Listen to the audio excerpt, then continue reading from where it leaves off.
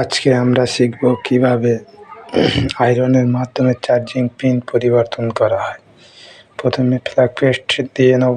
Flag paste দিয়ে নেওয়ার পর আয়রনের হিটটাকে 360 থেকে 380 পর্যন্ত রাখতে পারবেন।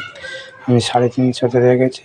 দেখে রাং বেশি মতো রাং গলিয়ে চার্জিং জ্যাকের উপরে আয়রন ঘোরাতে হবে। কন্টিনিউ কিছুক্ষণ ঘোরাতে হবে। বেশি করে রাং দিতে হবে। বেশি করে রাং দিয়ে কন্টিনিউ ঘোরাতে হবে। কন্টিনিউ ঘোরাতে যখনই দেখবে রাংগুলো গলে আসছে তখনই টুইজার নিয়ে বাম হাতে হালকা হালকা করে নাড়া দিতে হবে।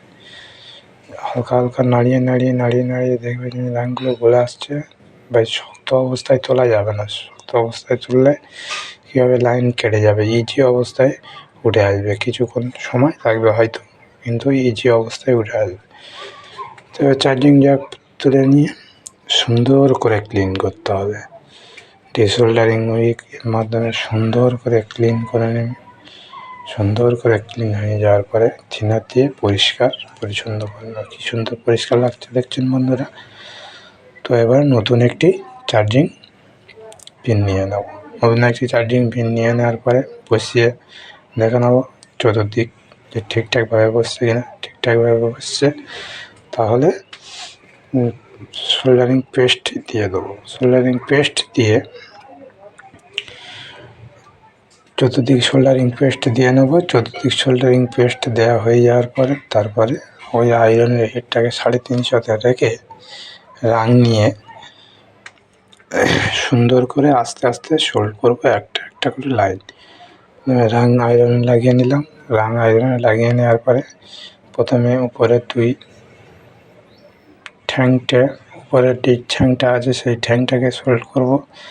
উপরে দুটো ঠ্যাং সোল্ড হয়ে যাওয়ার পরে আস্তে আস্তে করে যে 5টা পিন আছে, positive, negative, data plus, data minus এবং আইডি লাইন, ওই লাইনগুলো সুন্দর করে সোল্ড করে নেব, যাতে না একে অপরের সঙ্গে জুড়ে যায়, সেদিকেও লক্ষ্য রাখতে হবে। মানে একে অপরের সঙ্গে জুড়ে গেলে মোবাইল শর্ট হয়ে যাবে। ধীরে সুস্থে কাজটা করতে হবে, বেশি হুটোপাটা করা যাবে না। বেশি হুটোপাটা করলেই কাজের ক্ষতি হয়ে যাবে, তাই ধীরে সুস্থেভাবে করতে হবে। উপরের দিকে রাং লাগানো হয়ে যাওয়ার পরে কী করব, নিচের যেই ঠ্যাং আছে সেই ঠ্যাঙে রাং লাগাবো। সুন্দর করে রাং লাগিয়ে নেব। তারপরে এই পাশটা ঘুরিয়ে নিয়ে আবার এ পাশের ঠ্যাংটাকেও রাং লাগিয়ে নেব। সুন্দর করে রাং লাগিয়ে নেব। রাং লাগানো হয়ে গেলে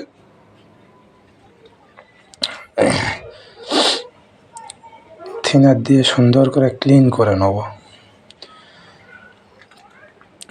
সোলটা ভালোভাবে করতে হচ্ছে যাতে না কাস্টমার অবজেকশন দেখায়। তো দেখতে পাচ্ছেন বন্ধুরা, আমার লাগানো হয়ে গেছে। সুন্দর করে ক্লিন করে নেওয়ার পরে এবারে চেকিং করে দেখবো যে মোবাইলের এটা চার্জিং জ্যাকটা কত শক্তভাবে লাগানো হয়েছে। ভিডিও যদি ভালো লাগে লাইক, শেয়ার, কমেন্ট এবং সাবস্ক্রাইব।